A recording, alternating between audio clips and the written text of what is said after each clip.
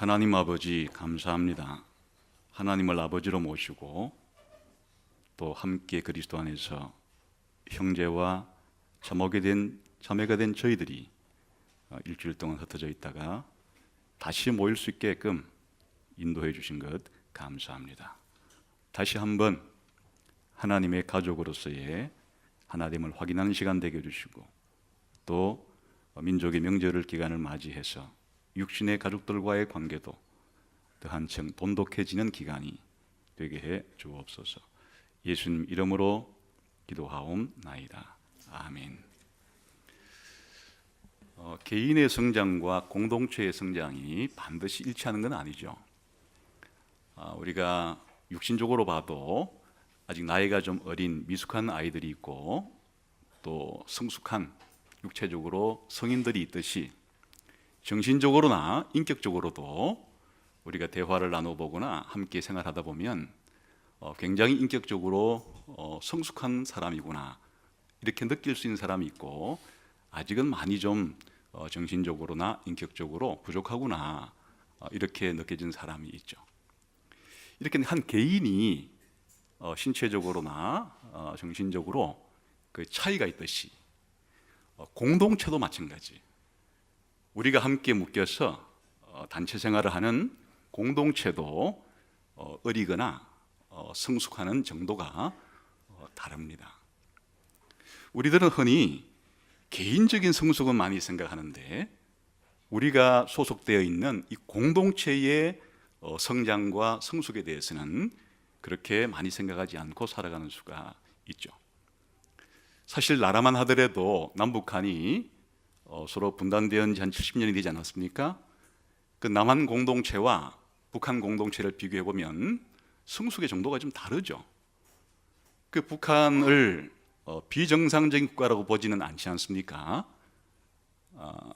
여러 가지 인권이 그렇게 개인적으로 사상을 마음대로 펼치거나 언론의 자유가 있다거나 마음껏 종교를 믿을 수 있다거나 이주하는 자유가 제한되어 있고 독재자 한 사람의 결단에 따라서 하루아침에 지도새도 모르게 죽을 수도 있는 그런 국가니까 지구촌에 있는 수많은 국가라는 이름을 가지고 있는 이 단체 가운데 북한은 굉장히 수준 낮은 그런 공동체라고 할 수 있다. 그러면 이제 우리 남한 정도는 그래도 꽤 한 200여 개의 주권 국가 가운데서 그래도 꽤 성숙한 국가라 불러도 되겠죠.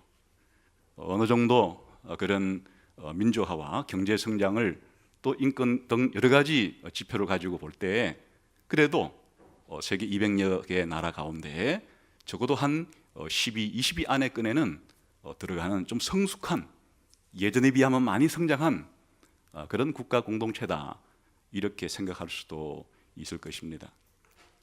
다시 말하면 개인만이 아니라 단체의 의리고 단체의 성숙함이 다르다는 것이에요. 그래 우리 교회라는 공동체도 마찬가지입니다. 예수가족교회라고 하는 이 공동체도 이 대한민국만 하더라도 최소한 5만여 개 이상의 그런 교회라는 이름으로 모이고 있는 지역교회들이 있을 터인데 그 중에서 어느 정도 성숙한 공동체일까? 개인과는 다르죠. 한 개인은 다른 공동체가 아직은 어려도 한 개인은 굉장히 성숙할 수가 있고 또 성숙한 사람들이 많아도 한 개인은 어릴 수도 있으니까 한 개인의 성숙도가 공동체의 성숙도와 반드시 연결되어 있지 않지만 그러나 깊은 관련은 가지고 있죠. 성숙한 사람들이 많이 모인 공동체일수록 전체적으로 볼 때 공동체도 성숙한 공동체일 가능성이 높습니다. 그러니까 우리가 이제 신앙생활을 할 때 한 내 개인의 신앙이 성장하는 것에 관심을 가지고 또 자랄 수 있도록 노력을 하는 것과 더불어서 이 내가 몸담고 있는 교회라고 하는 이 공동체도 성숙하고 성장하게 하는데 내가 관심을 가져야 하고 또 내가 무엇을 이 성숙과 성장의 이익을 감당해야 될까 하는 생각을 함께 가져야 합니다. 그래서 이제 이 에베소서는 이런 문제를 다루고 있는데, 특별히 우리가 4장 1절부터 16절까지가 이런 주제를 다루고 있습니다. 기본적으로 그리스도께서 이 교회가 자신의 교회인데, 예수님은 우리 그리스도의 몸이라고 불리는 이 교회가 아주 수준 낮게 어린 상태로 있기를 원하지 않으시고, 자신의 교회를, 자신의 몸을 기르기를 원하세요. 성숙시켜서 예수님 자신을 닮을 정도로 한 개인이 아니라 공동체적으로도 그렇게 성숙하기를 예수님은 기대하고 계시고, 또 그렇게 성장시키고 계시다는 것이에요. 그런데 어떤 방식을 통해서 하는가 하면 7절에서는 이제 각 개인들에게 은사를 주신다는 것이고, 11절에서는 교회 공동체에 특별히 예수님께로부터 부름받고 선택받아 파송된 중요한 직분자들, 오늘날로 말하면 목회자를 교회에 선물로 주어서 교회가 성장하게끔, 성숙하게끔 그렇게 하신다 하는 이야기를 지금 한 것입니다. 그래서 오늘은 12절부터 좀 살펴보려고 합니다. 한번 12절을 같이 한번 읽어보겠습니다. 시작.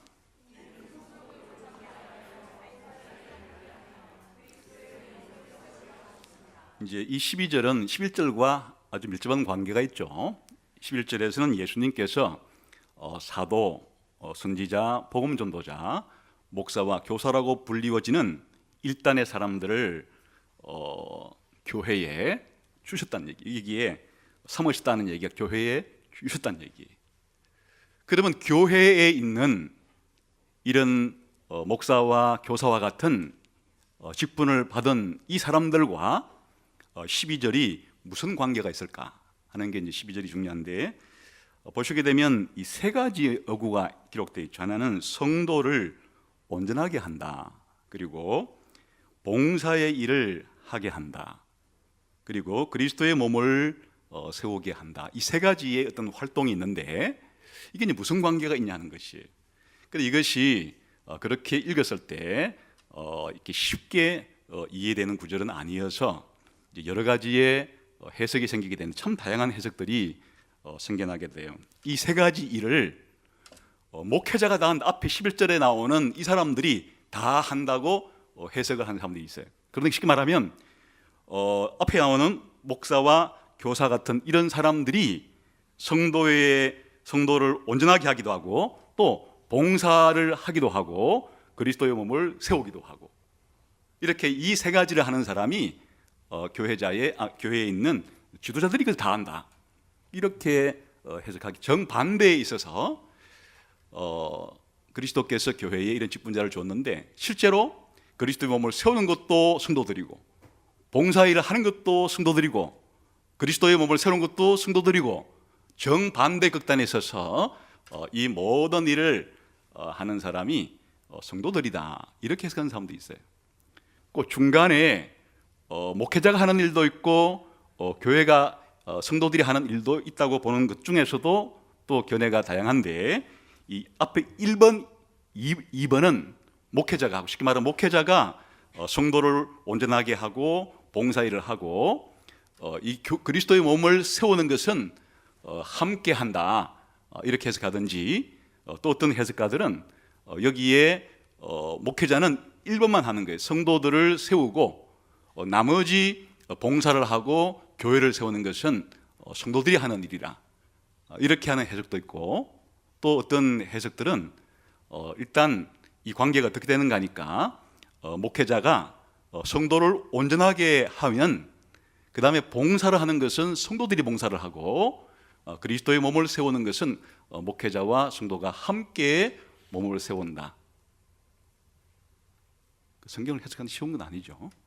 온갖 가능성들이 있는 것이에요.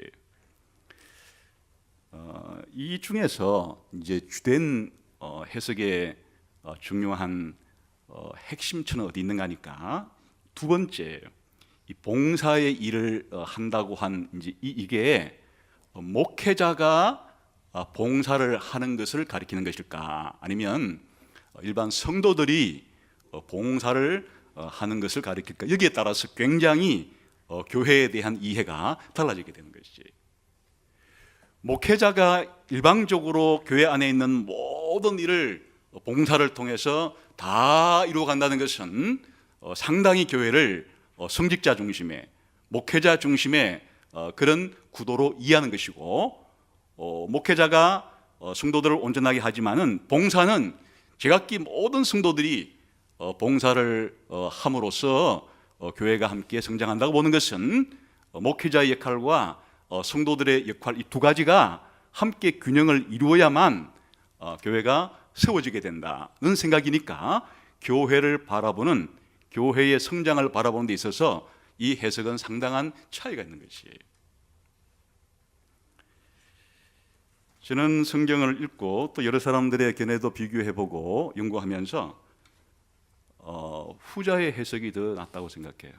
무슨 말인가 하니까, 다시 말하면 성도를 온전하게 하는 일은 11절에 있는 이 사람들이, 다시 말하면 목회자들이 성도를 온전하게 하는 일을 하면, 그 다음에 봉사의 일을 한다는 것은 성도들이 제각기 받은 은사를 가지고 서로 봉사를 한다는 뜻이, 그 마지막 결과고, 이 목회자가 성도들을 온전하게 하고 또 성도들이 자신이 받은 은사들을 그렇게 온전하게 사용을 할 때 그리스도의 몸된 공동체가 성장하게 된다 하는 것이 이 전체의 에베소서 전체를 보거나 이 문맥을 보건대 더 합당한 해석이다, 이런 생각을 하는 것이에요.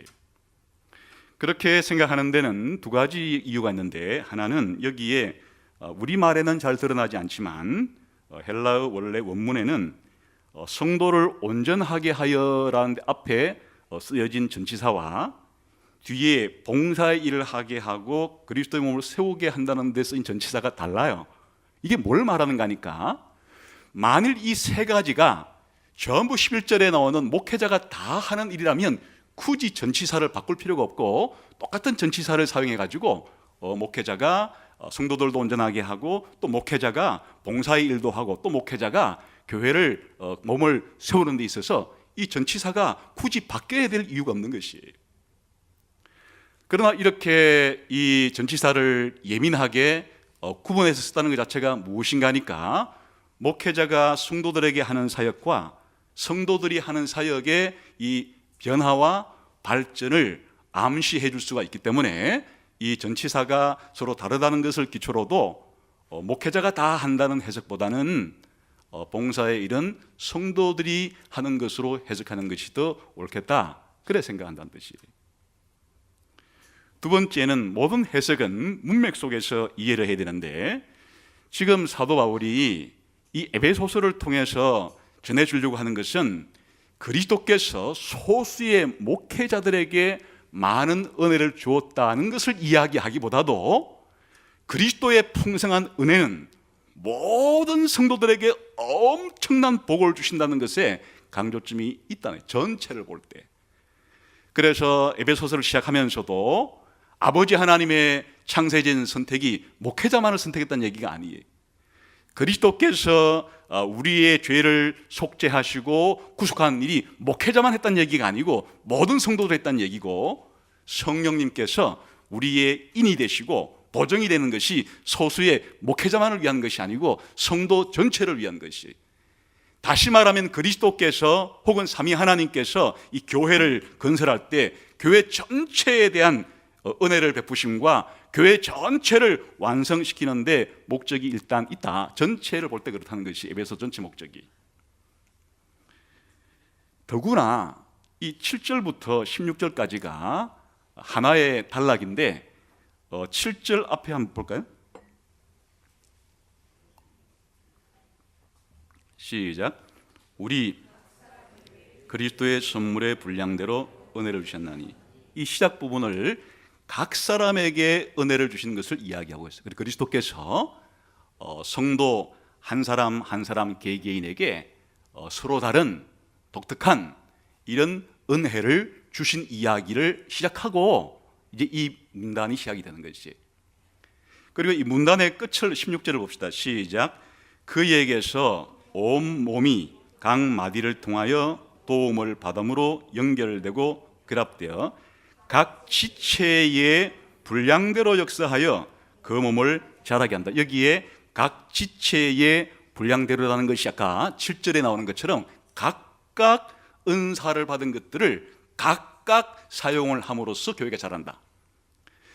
그러니까 이 문단 전체의 시작과 끝 매점이 그리스도께서 교회를 세워가시는 중요한 방법이 성도 한 사람 한 사람에게 예외 없이 독특한 그런 은혜와 은사를 주어서 그 모든 성도들이 각자 자기가 받은 은혜와 은사를 잘 활용해야, 잘 사용해야 그리스도의 몸이 자란다는 것이 이 전체의 문맥의 요지인데, 바로 이 11절과 12절의 관계는 그렇게 잘하게 하기 위해서 교회에 이 직분자, 목회자를 주었다는 얘기예요. 그러니까 목회자를 준 목적은 목회자가 북치고 장구치고 모든 걸 다 하라는 얘기가 아니고 이 성도들이 각자가 받은 은사를 발견하고 사용할 수 있도록 그렇게 준비시켜서 결국에는 공동체가 세워지는 것은 각자가 받은 은혜를 잘 사용해야만 몸 전체가 자라게 된다. 이렇게 해석을 하는 것이 이 문단 전체의 문맥의 중심 사상과 맞다. 그렇게 생각을 해서 여기에 봉사의 일을 하게 하는 것이 여기 앞에 나온 11절에 나오는 이 사람들이 봉사한다는 말보다는 실제로 이제 봉사하는 사람들은 온전케 된 성도들이 이렇게 봉사를 하는 쪽으로 해석하는 것이 더 낫겠다. 이렇게 생각하는 것이. 각각의 해석들은 많으나 이것이 훨씬 더 이 성경 본문에도 잘 부합하는 것 같고 또 우리의 삶 속에 적용할 때도 이것이 훨씬 더 많은 시사점을 우리에게 준다. 그렇게 해서 저는 이제 그런 식으로 이 12절을 해석해 갈 거예요. 우선 12절에 나오는 이 세 가지의 연관관계는 무엇인가니까 성도를 온전하게 하는 일은 목회자가 하는 일이에요. 앞에 11절에 나오는 사도와 선지자와 복음 전도자, 그리고 상설적으로 교회에 주신 목사와 교사, 오늘날로 말하면 이 목회자라고 불리는 이 사람들이 왜 그리스도께로부터 부름받아서 교회에 그렇게 파송이 되느냐. 목적은 성도들을 온전하게 하기 위해서 목회자를 교회에 선물로 주었다는 것이에요. 그러니까 목회자가 하는 일은 무엇인가 하면 바로 성도들을 온전하게 하는 일이에요. 성도들을 온전하게 한다 하는 이 온전하게 한다는 말이 다른 문맥에서 다른 말로 쓸 때는 준비시켜 주는 것이에요. 또 훈련시켜 주는 걸 가리키는 것이에요. 그러니까 성도 한 사람 한 사람들을 교육시키고 성도들을 훈련시키고 성도들을 준비시켜서 성도들이 성장할 수 있도록 그렇게 하는 역할을 교회 안에서 부여받은 사람이 목회자로 부름받은 사람들이다 하는 뜻이에요. 근데 이 역할을 뭘 통해 하는가 하니까 기본적으로는 바로 하나님의 말씀을 해석해주고 가르쳐주고 설교해주고 적용하는 법을 알려줌으로써 성도들을 온전하게 하는 것이에요. 그러니까 그리스도께서 사실은 우리 성도 한 사람 한 사람에게 자신의 말씀을 통해서 때로는 격려도 해주고 때로는 명령도 하고 때로는 우리가 어떻게 살아야 될지에 대한 지침을 주시는데 그리스도께서 자신의 뽑은 목회자를 대변인으로 삼아서 대리자로 삼아서 자신의 교회의 성도들을 그렇게 준비시키고 온전하게 한다.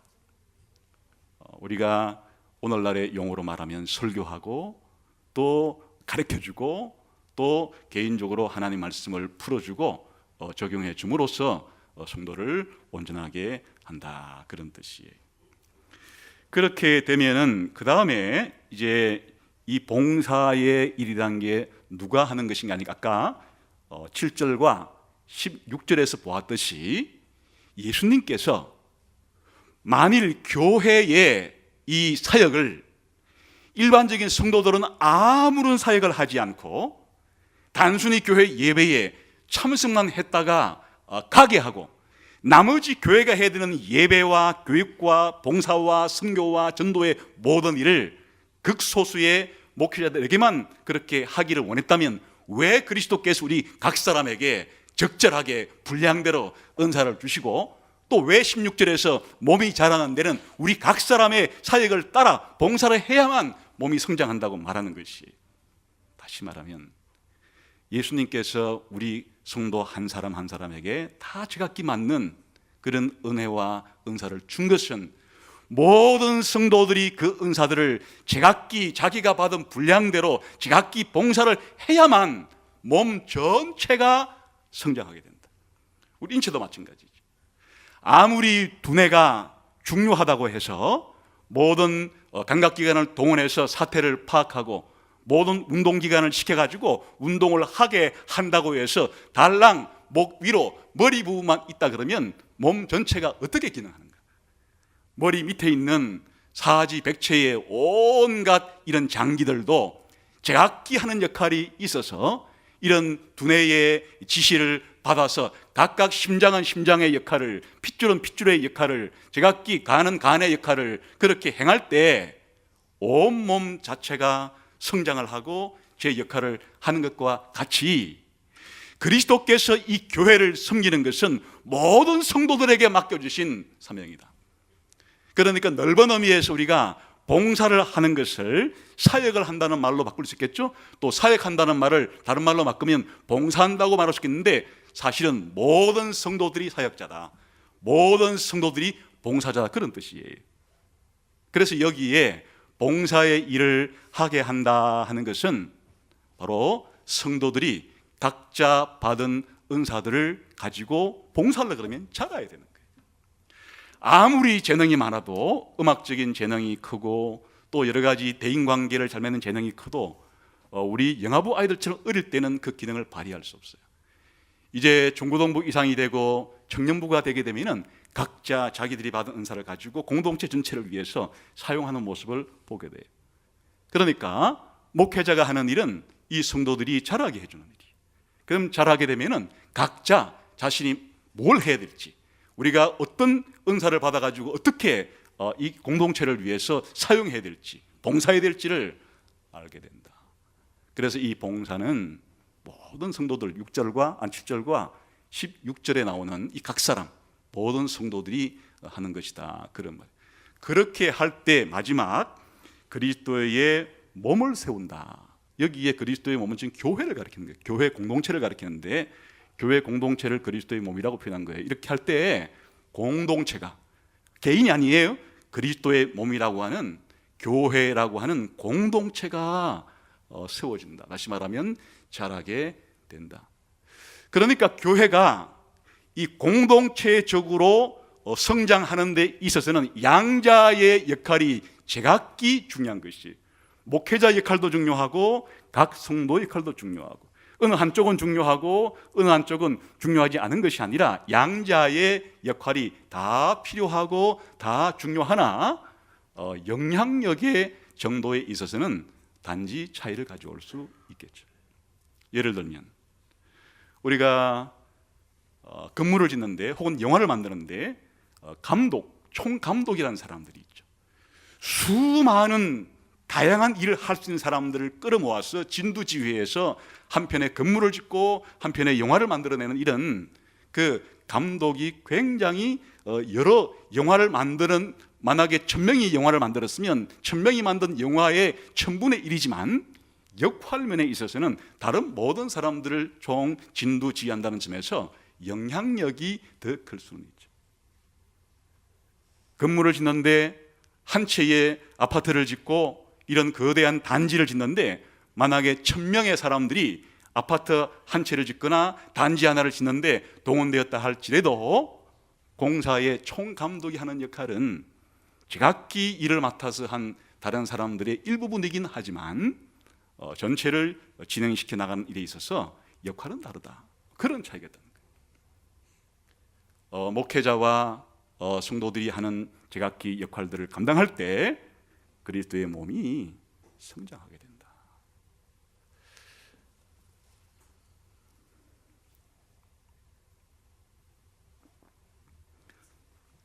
13절 13절은 그러면 이제 그리스도의 몸이 세워지는 과정을 말하고 있는데 어떤 과정을 통해서 그리스도의 몸이 세워지는 걸까? 지금은 이제 큰 틀을 말했고 이 13절은 좀 구체적으로 그리스도의 몸을 어떤 식으로 세운다는 걸까? 목회자들이 성도를 온전하게 해서 성도들이 봉사의 일을 하게 하는 이런 과정이 어떤 방식으로 진행이 되는 걸까 하는 게 13절이에요. 같이 한번 읽어봅시다. 시작. 우리가 다 하나님의 아들을 믿는 것과 아는 일에 하나가 되어 온전한 사람을 이루어 그리스도의 장성한 분량이 충만한 데까지 이르게 된다. 그러니까 교회가 그리스도의 장성한 분량이 충만하다는 것은 예수님의 아주 충만한 그 모습을 본받는다는 얘기예요. 교회가 공동체적으로 한 개인이 아니에요. 한 교회 안에 그리스도를 많이 본받은 사람도 있고 그렇지 못한 사람도 있겠지만 지금 하는 이야기의 핵심은 교회가 공동체적으로 그리스도의 장성한 분량에 이르기까지 그렇게 되는 것이 궁극적인 목표겠죠. 사실 그게 이루어질 때가 와요. 지금은 아니에요. 그리스도께서 다시 오시는 그날에 우리를 부활시키고 난 이후에 영광스러운 교회로 세워지게 될 날을 바울은 바라고 있어요. 그러나 현재는 아니에요. 현재는 그런 단계에 도달하지 않았기 때문에 그때가 되기까지는 어떤 과정을 밟아야 하는가 하면 우리 각 성도들이 그리스도를 하나님의 아들을 믿는 것과 아는 일에 하나가 되어야 되는 거예요. 이 역할을 목회자가 가르침을 통해서 이룰 수 있도록 해야 된다는 말이에요. 여기에 가만히 보게 되면 이상한 역설적인 표현이 나오는데 하나님의 아들을 믿는 것에 아는 것에 하나가 되어야 한다는 거거든요. 지금 목회자들이 하나가 되어야 되는 거니까 지금 아직 하나가 안 된 상태예요. 하나가 안 된 상태니까 하나가 되도록 해야 된다는 것인데 그럼 앞에 한 말과 잘 맞지가 않아요. 우리 한번 3절을 봅시다. 4장 3절 시작. 평안에 매는 줄로 성령이 하나 되게 하신 것을 힘써 지키라. 이미 3절에서는 성령님께서 우리 교회를 신자를 뭘로 만들었다고? 하나가 되게 했기 때문에 이게 이미 되게 한 거예요. 하나가 된 거예요. 하나가 되었기 때문에 하나가 사실이기 때문에 하나됨을 잘 유지하기 위해서 유지해라 이런 뜻이니까 이미 하나가 되었다고 말했는데 지금 이 13절에서는 우리가 다시 그리스도를 믿는 것과 아는 일에 하나가 되어 가야 한다 이렇게 말하는 거니까 하나는 이미 되었다고 말하고 하나는 되어 가야 한다고 말하고 서로 맞지 않는 것 같은 생각이 들죠. 또 하나는 우리가 하나님의 아들을 믿는 것에 하나가 되어야 된다고 말했는데 아직 하나가 안 됐다는 얘기죠. 그런데 5절을 봅시다. 시작.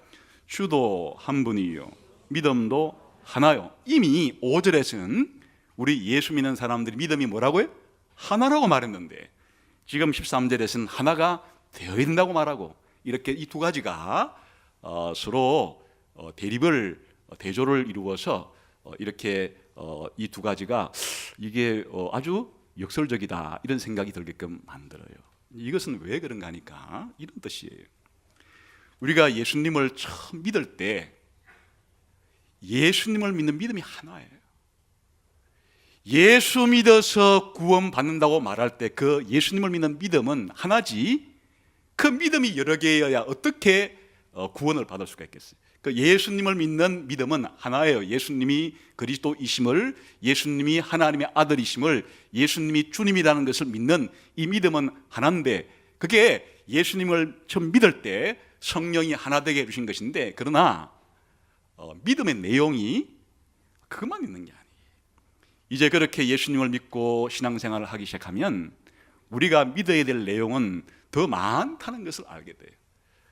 삼위 하나님의 관계에 대해서나 또 이 천사를 창조하고 우주 만물을 창조하신 그런 하나님의 계획이나 또 하나님께서 역사하시는 방식이나 또 우리 사람들이 어떤 방식으로 지음 받았는지, 왜 이 세상에 죄와 악이 들어오게 되었는지, 하나님은 그동안 역사상 수많은 에녹을, 아브라함을, 모세를, 다윗을, 그리고 바울과 베드로를 왜 그렇게 부르셔서 쓰시는지 등등, 앞으로 이 세상은 어떤 식으로 결말을 맺을 건지에 대한 이 내용들도 우리가 신자로서 믿어야 될 내용인데, 처음 예수님이 우리의 주님이시고 하나님의 아들이시고 그리스도란 믿음은 공통적이지만은 그 이후에 우리가 믿어야 될 이 내용들은 굉장히 천차만별인 얘기가 정도의 차이, 수준의 차이가 있다는 뜻이에요. 그래서 우리가 예수님을 처음 믿는 하나의 믿음을 가지고 공동체 안에 들어왔지만은 이렇게 우리가 믿어야 될 내용과 알고 있는 내용의 정도 차이가 있고 공동체도 하나 되는 이 성숙의 차이가 있기 때문에 여기서 명령형 같은 것이 나온 것이, 우리가 이미 하나 된 사람들이긴 하지만 더욱더 하나 되기 위해서는 믿는 내용이 일치해야 되고 아는 내용이 일치해야 공동체 전체가 일치할 수 있다, 그렇게 합니다. 다시 말하면 예전에 저런 올림픽 같은 경기들을 볼 때 팀출 경기라고 있었죠. 그 사이클 선수 가운데 3명이 함께 가야 되는데 마지막 선수까지 한 팀으로서 들어오는 게 성적을 처리한다고 치게 되면 앞에 2명이 아무리 빨리 들어와도 마지막 1명이 늦게 들어오게 되면 그 경기에서의 좋은 성적을 거둘 수가 없겠죠.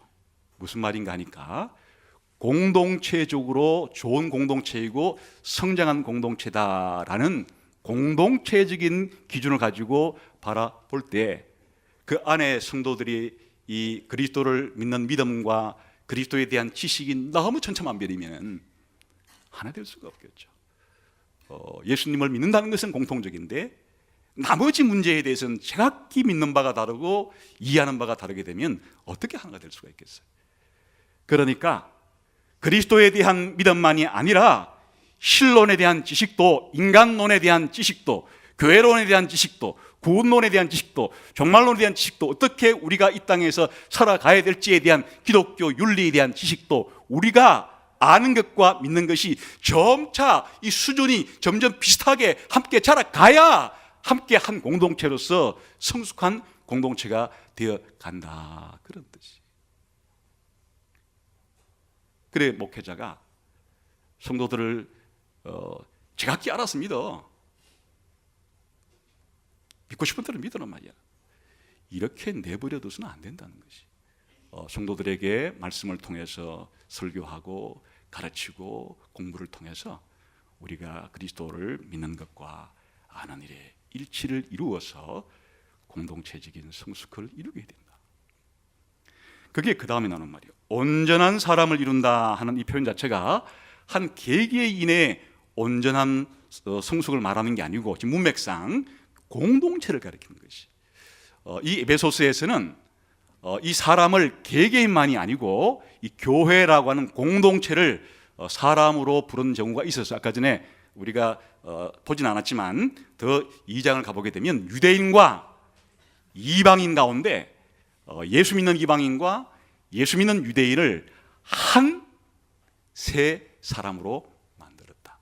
그때 한 세 사람이라는 것은 한 사람, 우리 개개인을 가리키는 것이 아니고 이 교회라고 하는 공동체가 그리스도 안에서 한 사람이 되었다, 이렇게 말하는 것처럼 여기에 온전한 사람이라는 표현도 우리 한 개개인이 신앙생활을 하다가 노력을 많이 해서 이제 나는 많이 자랐다, 이 표현으로 쓰는 게 아니고 지금 공동체적인 이 교회가 한 몸으로서 성숙하게 돼요.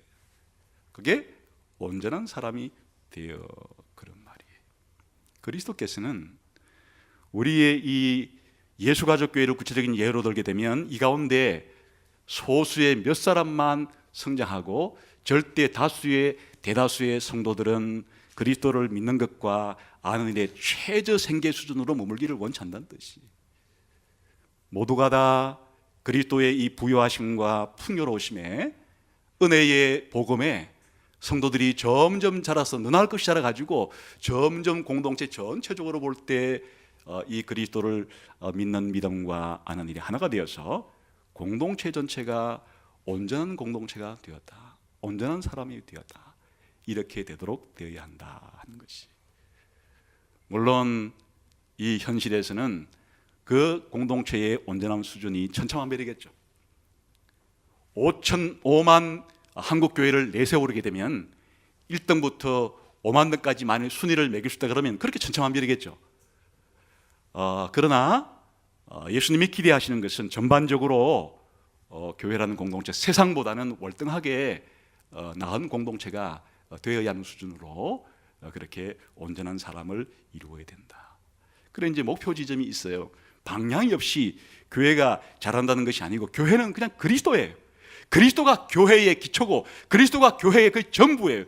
그리스도를 믿었기 때문에 그리스도와 연합되었고 그리스도로부터 은혜를 받고 그리스도를 믿음으로 그리스도의 제자답게 그리스도를 우리가 본받아서 그리스도의 작은 그리스도처럼 살아가는 게 교회니까 목표가 그냥 우리 교회는 목표가 그리스도예요.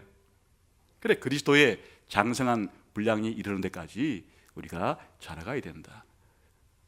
성경은 다른 곳에서 우리가 그리스도를 본받아야 된다, 그런 말로 말을 하기도 하죠. 그러니까 교회라는 것은 여기 왔는데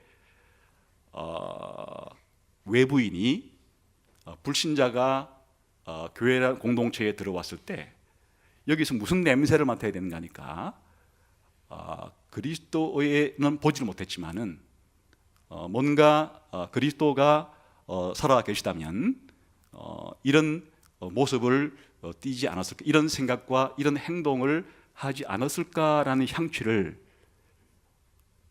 맡을 수 있는 것이 그게 교회 공동체가 성장해가는 방향이라 그런 뜻입니다. 이런 과정은 더 구체적으로는 이제 목회자들이 뭘 해야 이렇게 하나 믿는 것과 아는 일이 하나 되고 온전한 사람을 이루어가고 그리스도의 장성한 분량까지 이르게 되는가, 이제 구체적인 목회자가 하는 역할을 14, 15절에서 말해주고 있어요. 14절은 주로 소극적인 측면에서 얘기하고 15절은 보다 적극적인 측면에서 얘기하는데 14절은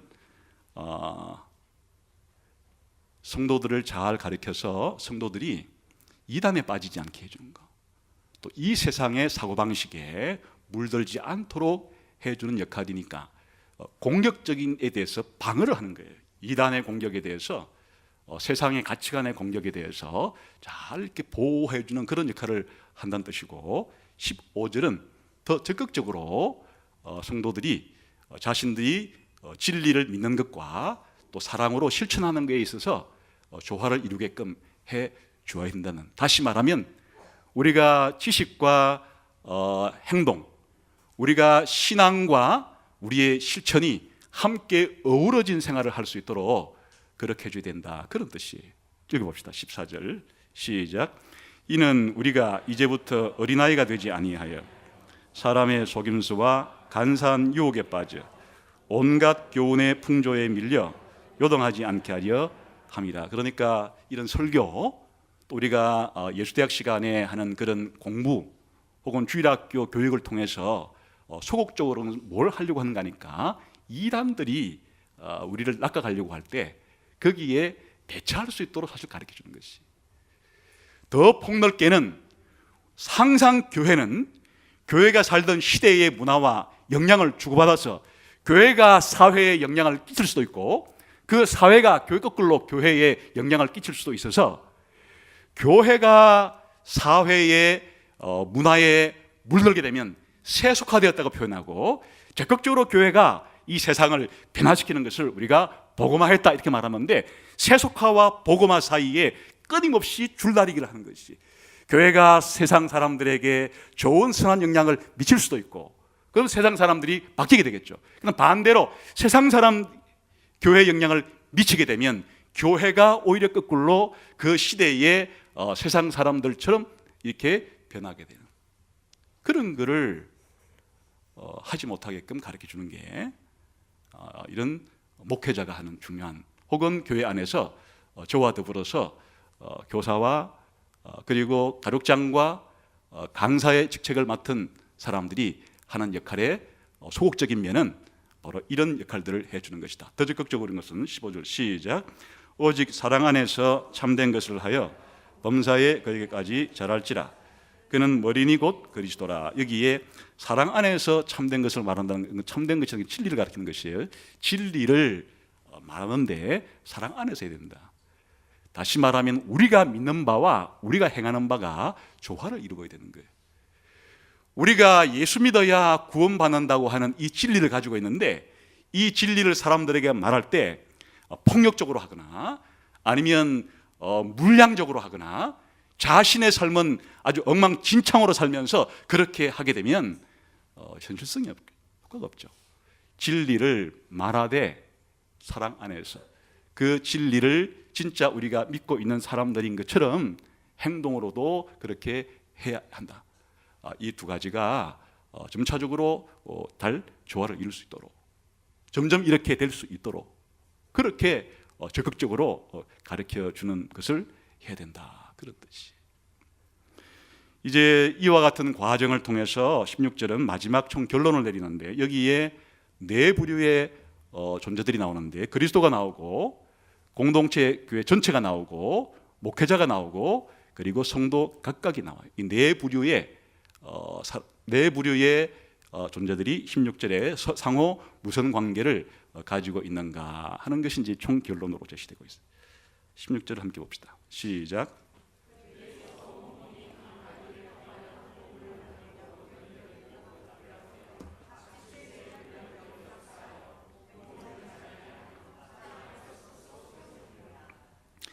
여기 그에게서 하는 이 표현은 그리스도를 가리켜요. 그리스도에게서라는 표현이고 온 몸이라고 표현된 것은 교회 공동체 전체를 가리키는 표현이에요. 그리고 각 마디를 통해서라는 것은 지금 앞에 나오는 11절에 나오는 목회자를 가리키는 표현들이에요. 그리고 각 지체의 분량대로 하는 것은 성도 개개인을 가리키는 것이에요. 그래 이제 그리스도께서 교회를 자라게 하는데 공동체를 자라게 하는데 이 공동체가 자라게 하는 원천 그리고 공동체가 자라게 하는데 전체적인 이 주관을 누가 하시는가 하니까 그리스도가 한다는 얘기예요. 몸으로 따지게 되면 그리스도는 머리와 같다.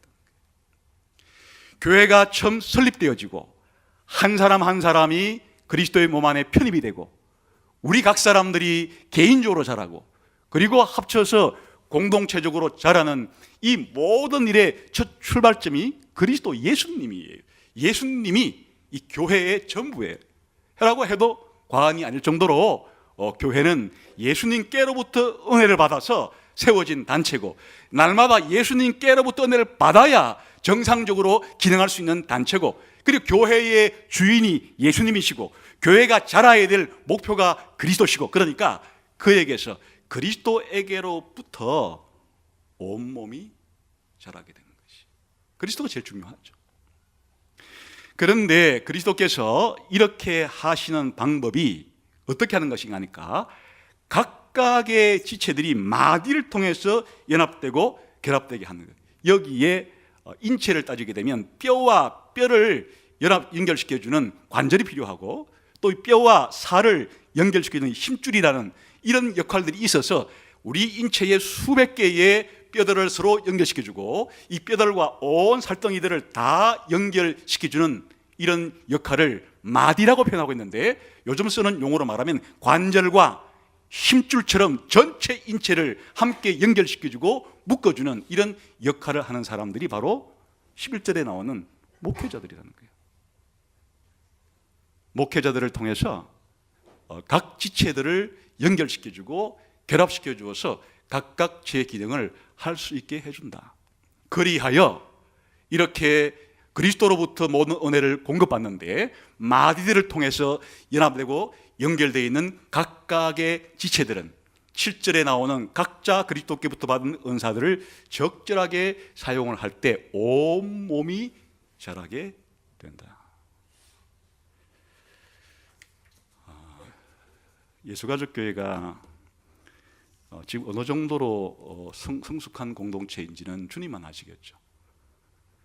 여러분들이 예수가족교회에 처음 와서 한 번도 다른 교회를 간 적이 없는 사람은 비교 대상이 없으니까 이 교회 공동체가, 예수가족교회 공동체가 어느 정도 성장했는지 대한 감이 없을 것이. 그러나 예수가족교회에 오기 이전에 다른 교회에서 먼저 신앙생활을 시작하다가 또 몇몇 교회를 거쳤다가 예수가족교회로 온 사람은 비교 기준이 있을 것이에요. 현재 우리 교회 공동체의 공동체적인 성장 수준은 어느 정도 그동안 내가 겪어왔던 공동체와 비교해 보면 어떻겠다, 이렇게 생각할 수 있을 것이. 그 평가는 각자 다를 것이고 자기가 경험해 온 공동체가 다 다르니까 각자 차이가 있을 것이. 한 가지 중요한 사실은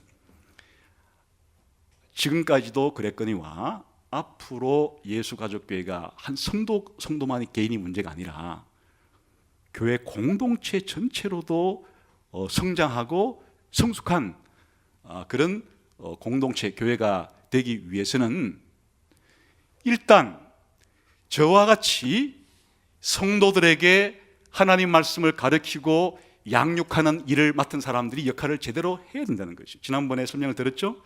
다른 부교육자들과 그리고 주일학교 교사들과 그리고 청년대학부의 가족장들과 강사들은 이와 같은 목사와 교사의 역할을 저와 함께 분담한 사람들이. 이 사람들이 잘해야 된다. 제대로 가르쳐야 되고 제대로 솔선수범해야 되고 성도들 전체가 서로 연결되어서 성장할 수 있도록 하는 수준이 바로 목사와 교사로 부름받은 사람들의 양 어깨에 달려있다. 사실 저는 이렇게 전체 예배를 드릴 때 예배를 인도하고 설교를 하니까 사실 미국 교회 같은 곳에는 저 같은 역할을 하는 사람들을 설교 목사라고 해요. 담임 목사로 잘 안 부르고 원래 담임 목사 개념이었는데 설교 목사라고 불러요. 교인 수가 많으니까 혼자 다 못해서 주로 전체 교회를 위해서 해야 되는 주된 기능이 이런 전체가 모였을 때 그렇게 설교하는 역할들이 굉장히 비중이 있다, 그런 뜻이고, 또 나머지 우리 부교육자들은 각각 맡은 청년부면 청년부, 중고등부면 중고등부 같은 이런 곳에서 그런 목자의 기능과 교사의 기능을 교사들과 함께 또 가족장과 강사들과 함께 수행을 하는 것이에요. 그러니까 예수가족교회의 공동체의 일원으로서 개인이 자라기도 하고 공동체가 자라는 데는 제 역할이 중요하고, 또 부교육자들과 우리 예수가족교회의 가족장, 예수대 강사들, 교사들의 역할이 사실 영향력 면에서 중요한 것이죠. 외부에서 성도들이 우리 교회에 지금 찾아왔을 때 물론 이제 예수님을 처음 믿는 사람도 있고 또 다른 교회 다니다가 여러 가지 이유로 온 사람들도 있는데 이제 가족의 배치가 되겠대요. 두 가지 현상이 지금까지 계속 일어나요. 하나는 굉장히 어린 사람인데 그 가족 모임, 그 가족장과 더불어 가족의 사람들이 너무 성숙해가지고 이 사람을 꽉 붙잡아버려요. 그리고 정말 지금까지 본 사람들 중에 참 좋은 사람들이 여기에 나를 도와주고 있구나 해서 위태위태하게 곧 떨어지지 않을까 했는데 그 가족 사람들이 확 붙잡아가지고 그렇게 개인이 성장하기도 하고 그렇게 공동체에 이제 점점 일말로 연결이 되어서 자라는 경우도 봤고, 또 어떤 경우는 반대의 경우도 일어나더라고요. 갔는데 전체 예배 시간에는 뭐 다들 앉아 있어서 몰랐는데 너무 세속적인 사람들이 많아가지고 내가 여기 있지 못하겠다. 이래 또 떠난 사람들이 또 뭐 가끔씩 있어요. 많지는 않은데. 가족 모임 자체도 제가 예배 시간에 설교하는 것 못지않게 성도 한 사람을 붙잡고 성숙시키는데 제 설교와 쌍벽을 이룰 정도로 중요한 역할을 한다. 목사님의 설교만 이 성도들이 성장하고 교회가 성장하는데 중요한 것이 아니라 가족원들 전체가 새롭게 배치된 나머지 가족원들을 어떻게 세우느냐에도 결정적으로 달려 있다. 그래, 이런 사람들이 가끔씩 아주 극소수 가뭄에 콩나듯이, 제가 이제 그 가뭄에 콩나듯이라 그러는데, 가족 모임을 했는데 세상적인 얘기를 너무 많이 해서 힘들다. 그래, 제가 생각할 때 그 사람 자신이 문제가 있을 수도 있고, 그 가족이 문제가 있을 수도 있는데, 그 사람 자신이 문제가 있을 수 있다는 얘기는 뭐가 세상적인 얘기? 뭐 애들 교육 얘기, 뭐 아파트 사고 파는 얘기, 이런 게 이제 세상적인 얘기라고 생각하는 거예요. 그런 얘기를 주로 한다는 거예요. 아니, 그럼 그런 얘기 하지 무슨 얘기를 하냐, 뭐 해가지고.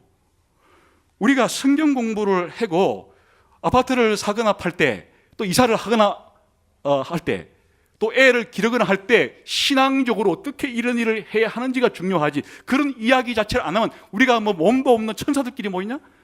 그러니까 그런 얘기를 해야 되는데, 이제 문제는 그런 얘기를 하는데 신앙인의 관점에서, 신앙인의 수준에서 그렇게 할 때, 야, 이 사람들이 생각하는 그런 집장만하는 문제와 자녀교육 문제가 정말 다르구나, 이렇게 돼야 되는 것이니까, 그 사람 자체가 만일 그런 이야기 자체를 하는 것 자체를, 세상적인 일을 맨날 뭐 그러면 지난주에 기도 몇 시간 했어요, 성경 몇 장, 이런 얘기만 하지 않는 거에 불만을 가져서 나갔다면 그 사람 자체가 문제가 되거든요.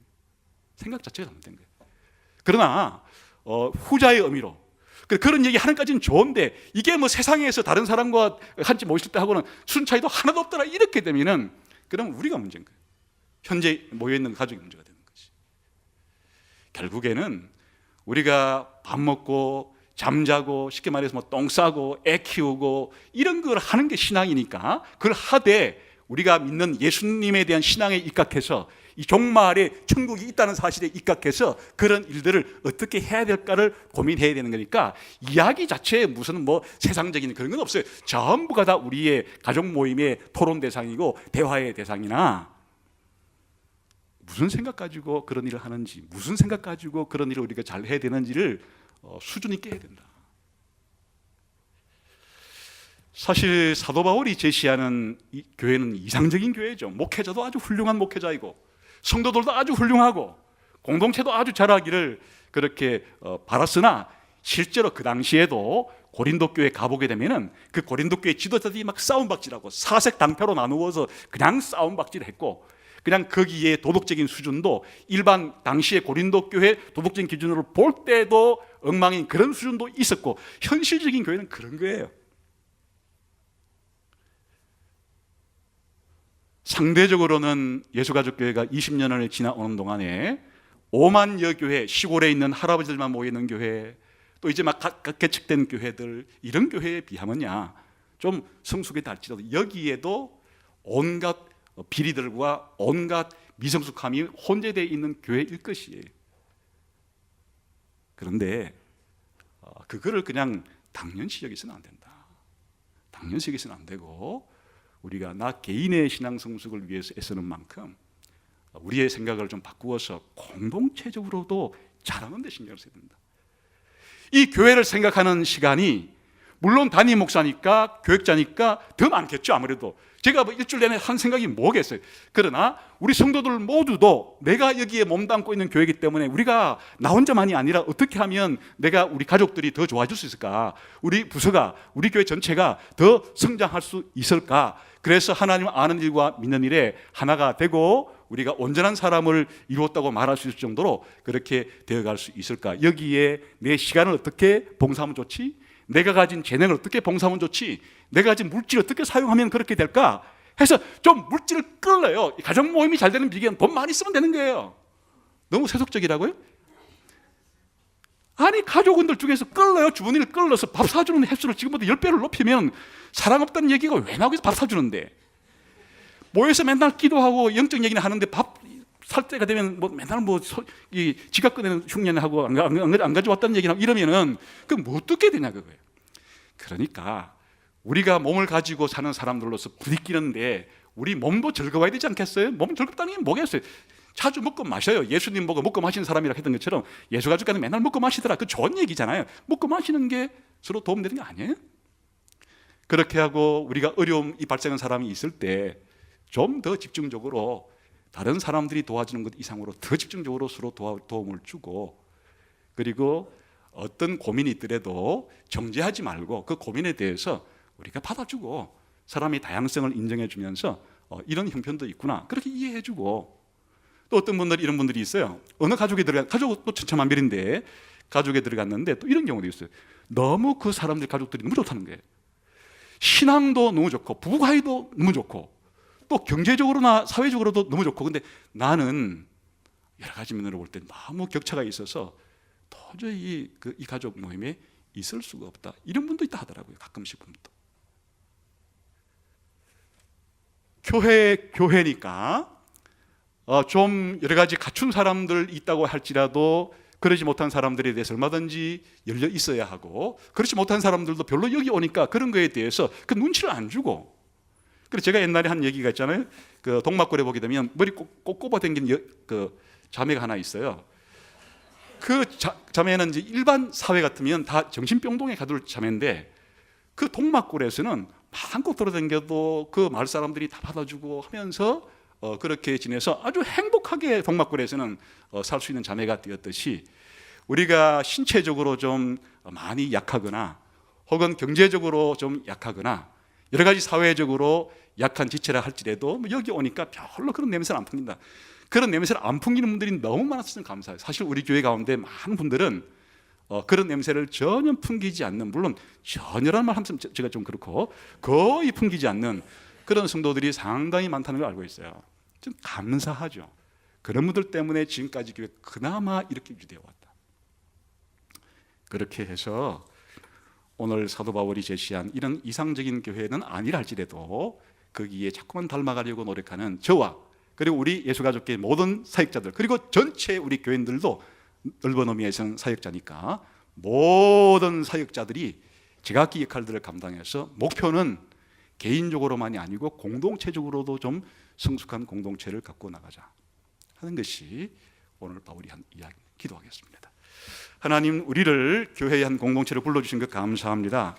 우리가 하나님 말씀 잘 배우고 익혀서 각자가 부여받은 그런 은사들을 잘 활용해서 정말 성숙한 공동체 일원으로 함께 주고받으며 살아가게 해 주옵소서. 통성으로 같이 한번 기도하겠습니다.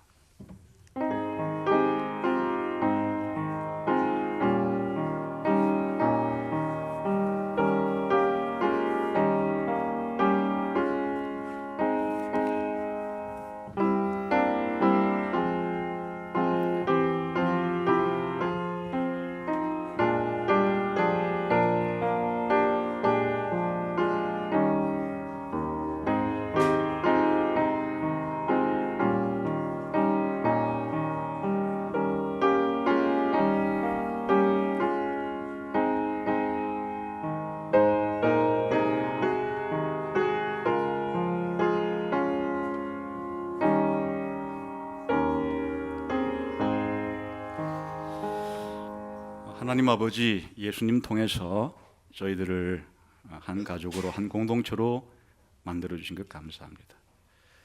한 사람 한 사람을 보면 참 성숙하고 강한데 함께 모이기만 하면 찢어지고 한없이 작아지는 공동체가 아니라 한 사람 개개인을 보면 여러 가지 부족한 것이 많은데 함께 모이면 강한 공동체가 될 수 있도록 저희들에게 주신 은사들이 서로서로 잘 사용되게 해 주옵소서. 예수님 이름으로 기도하옵나이다. 아멘. 이 시간